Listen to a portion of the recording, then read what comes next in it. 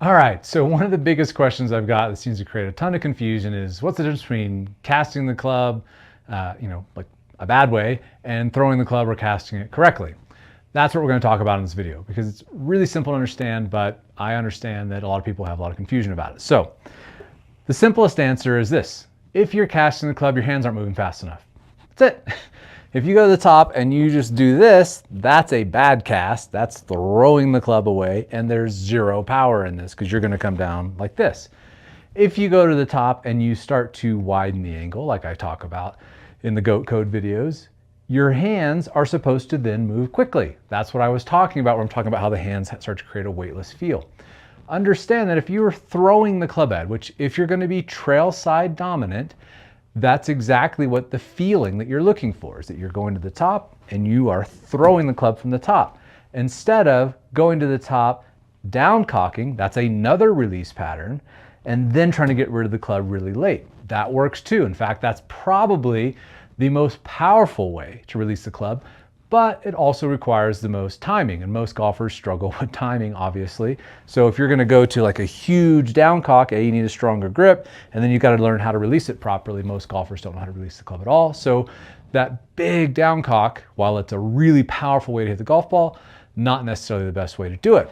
You see golfers like Dustin Johnson, they do the opposite. They bow it and then they have a lot of body rotation. That's another way to release the club. There are three basic release patterns, and then of course the throw. The throw that Jack Nicklaus is talking about, that Mike Austin's talking about, like you've seen me talk about in the GOAT Code, where I'm showing golfers like Max Homa start to cast the club. They don't just cast the club and leave their hands up there. They start to widen the angle so their hands can then move faster. That's the whole point of this. So if you don't understand a cast versus a throw is I'm throwing this and letting my hands move with it instead of doing this and then trying to come through with my body. That's hand speed. That's what you're trying to feel in the golf swing, is this motion. But of course, you don't leave your hands up here. They have to then go with it. Another question I see all the time, or seen a lot recently, is, well, I'm looking at Tour Pros videos and I can't see that they're casting it. First of all, you can't see it. I've said this a million times. If you look, unless somebody's doing it really exaggerated, like Max Homa was in that video I posted where Tiger was commenting on how he loves that cast at the top, that's a wedge shot. He's doing that for control. So yeah, he's going to widen a little bit more, get the club back out in front of him, control the loft through the hitting area versus trying to dynamically control it. You get a nice wide, shallow bottom of your swing when you cast the club, but that's a wedge shot. You're going to see that a lot more visibly.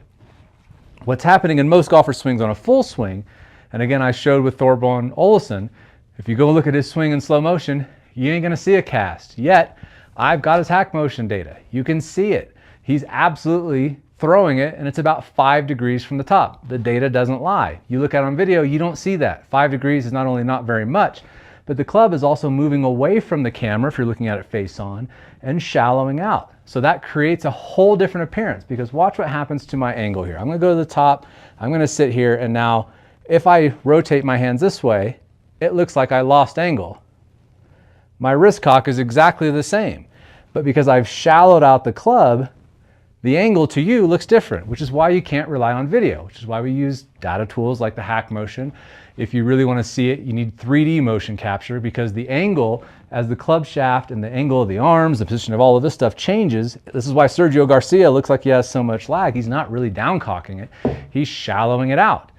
So that's why you can't rely just on video, especially from one angle. If you're going to look at video, you got to see video from a bunch of different angles, which is what effectively what 3D motion capture is, right? So if you have lots of different angles, you can start to see this. But again, this movement is subtle.